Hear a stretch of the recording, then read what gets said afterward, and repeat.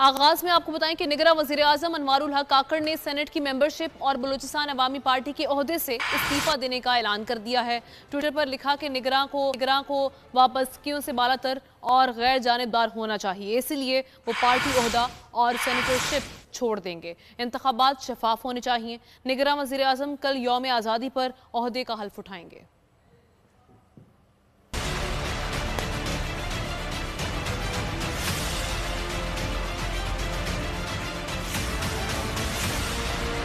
निगरां वज़ीर आज़म का तकर्रुर हो गया। अनवारुल हक काकड़ आज़ादी के दिन हल्फ उठाएंगे। गैर जानिबदार निगरां हुकूमत बनाने के लिए अनवारुल हक काकड़ ने बतौर सेनेटर और बतौर बलूचिस्तान अवामी पार्टी रहनुमा ओहदों से इस्तीफा देने का फैसला कर लिया। अनवारुल हक कहते हैं सेनेटरशिप छोड़ना कानूनी तौर पर जरूरी नहीं, लेकिन फिर भी गैर जानिबदारी के लिए सेनेट से इस्तीफा दे रहा हूँ। करीबी साथियों से बातचीत करते हुए अनवारुल हक काकड़ ने कहा वो बलूचिस्तान अवामी पार्टी के ओहदे से भी इस्तीफा दे देंगे। निगरां वज़ीर आज़म को गैर जानिबदार और पार्टी वाबस्तगी से बालातर होना चाहिए। निगरां वज़ीर आज़म की जिम्मेदारी है कि हर तरह से गैर जानिबदार होकर इलेक्शन कराए। अनवारुल हक काकड़ को वज़ीर आज़म का प्रोटोकॉल दे दिया गया। ऐवान सदर में हलफ बर्दारी की तैयारियां जारी है।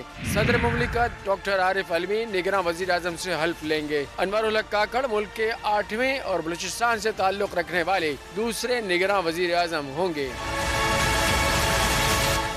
वज़ीर आज़म शहबाज शरीफ को